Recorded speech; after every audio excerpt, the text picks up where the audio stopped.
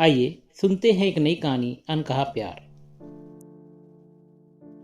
दो प्यार करने वाले कभी कभी क्यों किस लिए नहीं कह पाते अपने दिल की बात। काश दोनों में से कोई एक बोल देता तो शायद जिंदगी कुछ और होती।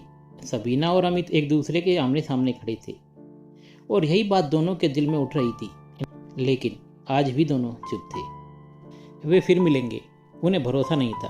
पहले तो पहचानने में 1-2 मिनट लगे उन्हें एक दूसरे को। वे पार्क में मिले।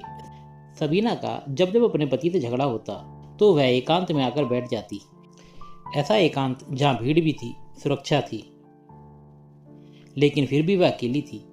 उसकी उम्र 40 वर्ष के आसपास थी। रंग गोरा, लेकिन चेहरा अपनी रंगत खो चुका था। आधे से ज़्यादा बाल सफ़ेद हो चुके थे जो मेहंदी के रंग में डूबकर लाल थे। आंखें बुझी बुझी सी थी।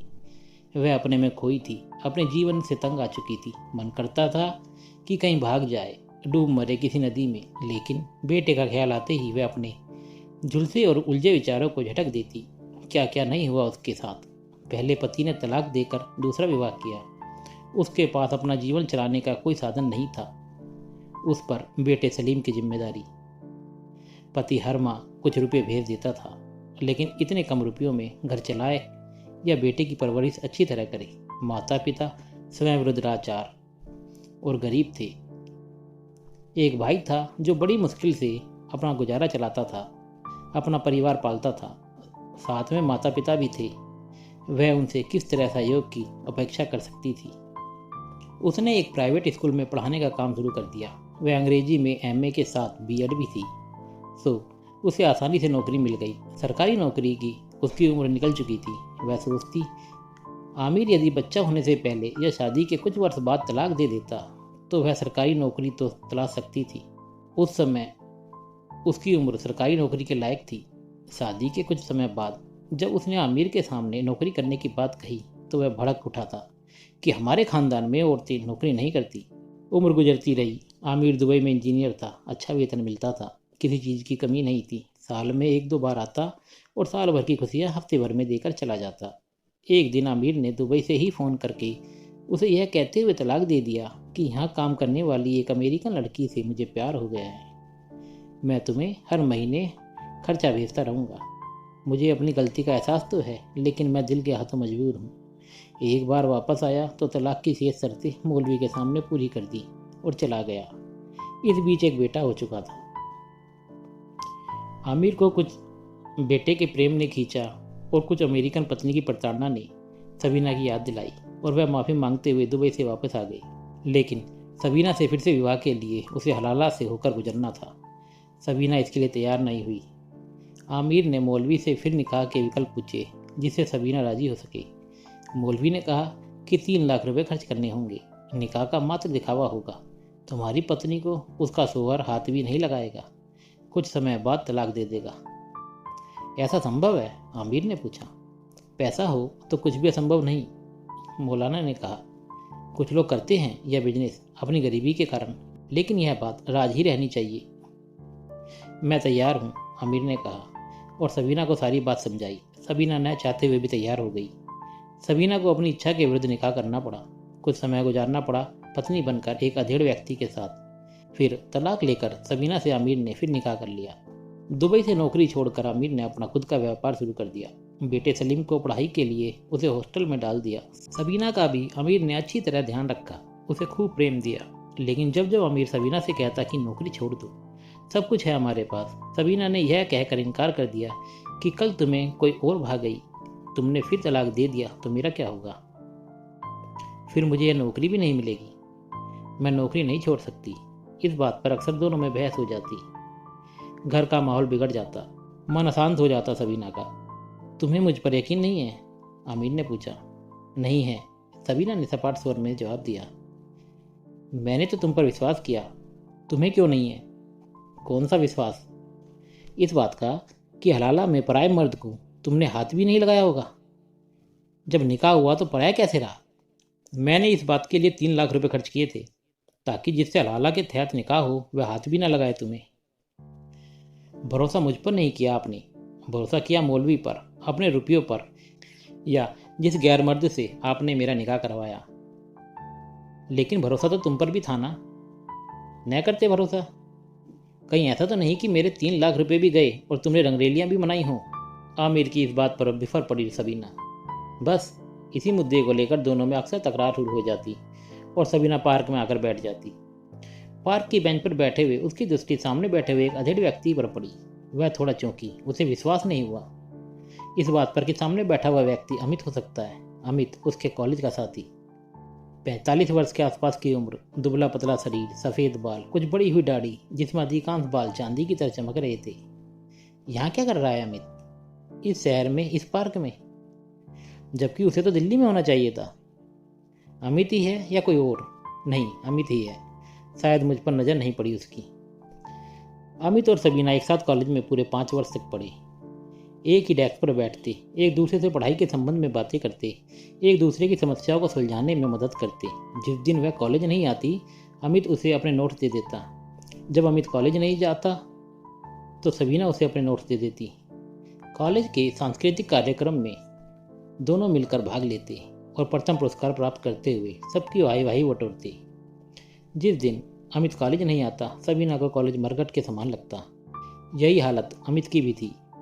तभी तो वह दूसरे दिन अपनत्व भरे क्रोध में डांट कर पूछता, कल कॉलेज क्यों नहीं आई तुम? सबीना समझ चुकी थी कि अमित के दिल में उसके प्रति वही भाव है जो उसके दिल में अमित के प्रति है, लेकिन दोनों ने कभी इस विषय पर बात नहीं की। सबीना घर से टिफिन लेकर आती जिसमें अमित का मनपसंद भोजन होता। अमित भी सबीना के लिए कुछ न कुछ बनवा कर लाता जो सबीना को बेहद पसंद था। वे अपने अपने सुख दुख एक दूसरे से कहते। अमित ने बताया कि उसके घर की आर्थिक स्थिति ठीक नहीं है। घर में बीमार बूढ़ी माँ है, जवान बहन है जिसकी शादी की जिम्मेदारी उस पर है। अपने बारे में क्या सोचूं? मेरी सोच तो माँ के इलाज और बहन की शादी के इर्द गिर्द घूमती रहती है। बस अच्छे परसेंट बन जाए ताकि पीएचडी कर सकूं, फिर कोई नौकरी भी कर लूँगा। सबीना उसे सांत्वना देते हुए कहती, चिंता मत करो, सब ठीक हो जाएगा। सबीना के घर की उन दिनों आर्थिक स्थिति अच्छी थी। उसके अब्बू विधायक थे, उसके पास सत्ता भी थी और शक्ति भी।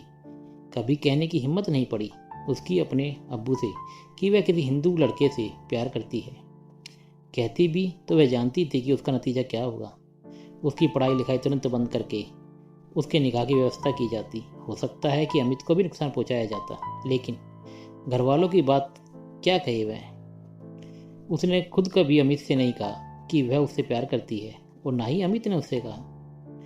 अमित अपने परिवार, अपने कैरियर की बातें करता रहता और वह अमित की दोस्त बनकर उसे तसल्ली देती रहती। पैसों के अभाव में सबीना ने कई बार अमित से लाख मना करने पर उसकी फीस यह कहकर भरी कि जब नौकरी लग जाए तो लौटा देना, उधार दे रही हूँ।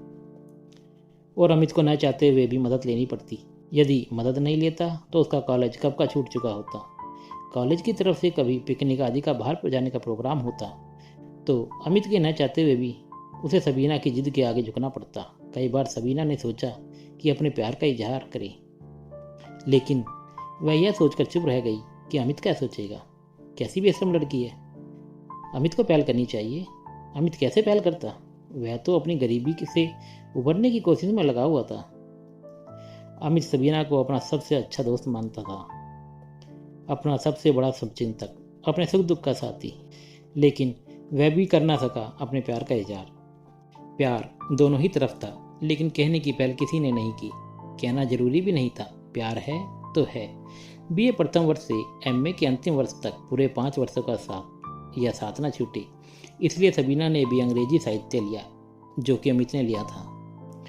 अमित ने पूछा भी, तुम्हारी तो हिंदी साहित्य में रुचि थी, मुझे क्या पता था कि तुम अंग्रेजी साहित्य चुनोगे। सबीना ने जवाब दिया। तो क्या मेरी वजह से तुमने? अमित ने पूछा। नहीं नहीं, ऐसी कोई बात नहीं, सोचा कि अंग्रेजी साहित्य ही ठीक रहेगा। उसके बाद क्या करोगी? तुम क्या करोगे? मैं पीएचडी। मैं भी, सबीना बोली। लेकिन एमए पूरा होते ही सबीना के निकाह की बात चलने लगी। उसके पिता चुनाव हार चुके थे और सारी जमा पूंजी चुनाव में लगा चुके थे।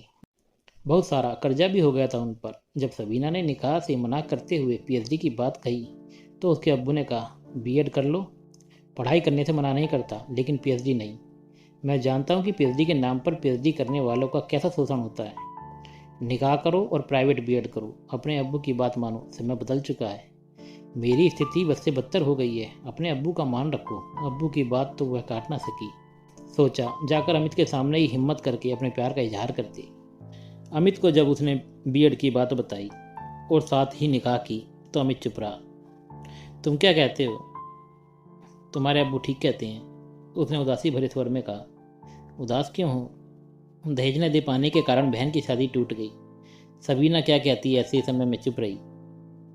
बस इतना ही कहा, अब हमारा मिलना नहीं होगा। कुछ कहना चाहते हो तो कह दो। बस एक अच्छी नौकरी चाहता हूँ। मेरे बारे में कुछ सोचा है कभी? वह चुप रहा और उसने मुझे भी चुप रहने को कहा। कुछ मत कहो, हालात काबू में नहीं है। मैं भी पीएचडी करने के लिए दिल्ली जा रहा हूँ। ऑल द बेस्ट तुम्हारे निकाह के लिए।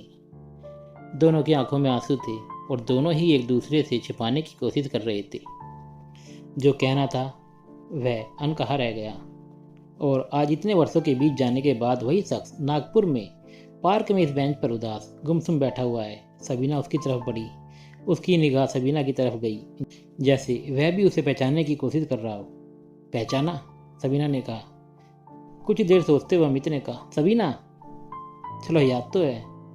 भूला ही कब था? मेरा मतलब कॉलेज का इतना लंबा साथ। यह क्या हुलिया बना रखा है? सबीना ने पूछा। अब यही हुलिया है। 45 साल का वक्त की मार खाया आदमी हूँ, कैसा रहूँगा? जिंदा हूँ यही बहुत है। अरे मरे तुम्हारे दुश्मन, यह बताओ यहाँ कैसे? मेरी छोड़ो, अपने बारे में बताओ। मैं ठीक हूँ, खुश हूँ, एक बेटे की माँ हूँ, प्राइवेट स्कूल में टीचर हूँ, पति का अपना बिजनेस है। सबीना ने हंसते हुए कहा। देख कर तो नहीं लगता कि तुम खुश हो। अरे भाई, मैं भी 40 साल की हो गई हूँ। कॉलेज की सबीना नहीं रही। तुम बताओ यहाँ कैसे? और हाँ, सच बताना, अपनी बेस्ट फ्रेंड से झूठ मत बोलना। झूठ क्यों बोलूँगा? बहन की शादी हो चुकी है, माँ भी दुनिया में नहीं रही। मैं एक प्राइवेट कॉलेज में प्रोफेसर हूँ, मेरा भी एक बेटा है। और पत्नी? उसी सिलसिले में तो यहाँ आया हूँ। पत्नी से बनी नहीं तो उसने प्रताड़ना का केस लगाकर पहले जेल भिजवाया। किसी तरह जमानत हुई, कोर्ट में समझौता हो गया। आज कोर्ट में आखिरी पेशी है, उसे ले जाने के लिए आया हूँ। अदालत का लंच टाइम है तो सोचा पास के इस बगीचे में थोड़ा आराम कर लूँ। उसने यह कहा तो सबीना ने कहा, मतलब खुश नहीं हो तुम? उसने हंसते हुए कहा, खुश तो हूँ लेकिन सुखी नहीं हूँ। जी में तो आया सबीना के कि कह दे, कॉलेज में जो प्यार अनकहा रह गया आज कह दो। चलो सब कुछ छोड़कर एक साथ जीवन शुरू करते हैं। लेकिन कह ना सकी। उसे लगा कि अमित ही शायद अपने त्रस्त जीवन से तंग आकर कुछ कह दे। लगा भी कि वह कुछ कहना चाहता था, लेकिन कहा नहीं उसने। बस इतना ही कहा, कॉलेज के दिन याद आते हैं तो तुम भी याद आती हो। कमर उम्र का वह निश्चल प्रेम, वह मित्रता अब कहाँ। अब तो केवल गृहस्थी है, शादी है और उस शादी को बचाने की हर संभव कोशिश। आज रुकोगे? तुम्हारा तो ससुराल है इसी शहर में? सबीना ने पूछा। नहीं, 4 बजे पेशी होते ही मजिस्ट्रेट के सामने समझौते के कागज पर दस्तखत करके तुरंत निकलना पड़ेगा। 8 दिन बाद से कॉलेज की परीक्षाएं शुरू होने वाली हैं। फिर बस खाना पूर्ति के लिए, समाज के रस्म रिवाज के लिए, कानूनी दांवपेच से बचने के लिए पत्नी को लेकर जाना है। ऐसी ससुराल में कौन रुकना चाहेगा जहाँ सास ससुर बेटी के माध्यम से दामाद को जेल की सैर करा दी जा चुकी हो। उसके स्वर में कुछ उदासी थी। अब कब मुलाकात होगी? सबीना ने पूछा। इस घने अंधकार में उजाले का टिमटिमाता तारा लगा अमित। सबीना की आंखों में आंसू आ गए। आंसू तो अमित की आंखों में भी थे। सबीना ने आंसू छिपाते हुए कहा, पता नहीं अब कब मुलाकात होगी। शायद ऐसे ही किसी मोड़ पर, जब मैं दर्द में डूबा हुआ रहूं और तुम मिल जाओ अचानक, जैसे आज मिल गई। मैं तो तुम्हें देखकर पल भर में भूल ही गया था कि यहाँ किस काम से आया हूँ। मेरी कोर्ट में पेशी है, अपनी बताओ तुम कैसी हो? सबीना उसके दुख को बढ़ाना नहीं चाहती थी अपनी तकलीफ बताकर। हालांकि समझ चुका था अमित कि उसकी दोस्त खुश नहीं है। बस जिंदगी मिली है तो जी रही हूँ। थोड़े दुख तो सबके हिस्से में आते हैं। हाँ, यह ठीक कहा तुमने, अमित ने कहा। मेरे कोर्ट जाने का समय हो गया है, मैं चलता हूँ। कुछ कहना चाहते हो? सबीना ने कुरेदना चाहा। कहना तो बहुत कुछ चाहता था, लेकिन कम वक्त समय स्थितियाँ मौका ही नहीं देती। आहसी भरते हुए अमित ने कहा, फिर भी कुछ तो अनकहा रह गया हो कभी। सबीना ने कहा। सबीना चाहती थी कि अमित के मुंह से एक बार अपने लिए वह अनकहा सुन ले। बस यही कि तुम खुश रहो अपनी ज़िंदगी में। मैं भी कोशिश कर रहा हूँ जीने की, खुश रहने की। जो नहीं कहा गया पहले, उसे आज भी अनकहा ही रहने दो, यही बेहतर होगा। झूठी आस पर जीकर क्यों अपना जीना हराम करना। दोनों की आंखों में आंसू थे और दोनों ही एक दूसरे से छिपाने की कोशिश करते हुए अपनी अपनी अंधेरी सुरंगों की तरफ बढ़ चले। जो पहले अनकहा रह गया था आज भी अनकहा ही रहा। धन्यवाद। आप सुन रहे थे कहानी अनकहा प्यार। इस कहानी को सुनने के लिए धन्यवाद। हमें कमेंट करके बताएं कैसी लगी आपको ये कहानी। यदि आप लोगों के पास कोई सुझाव है तो कृपया साझा करें और किसी भी पर्सन को पूछने के लिए स्वतंत्र महसूस करें। और हाँ, अगर आपको मेरी ये कहानी पसंद आई तो प्लीज़ लाइक, सब्सक्राइब और शेयर करना ना भूलें। एक बार फिर धन्यवाद।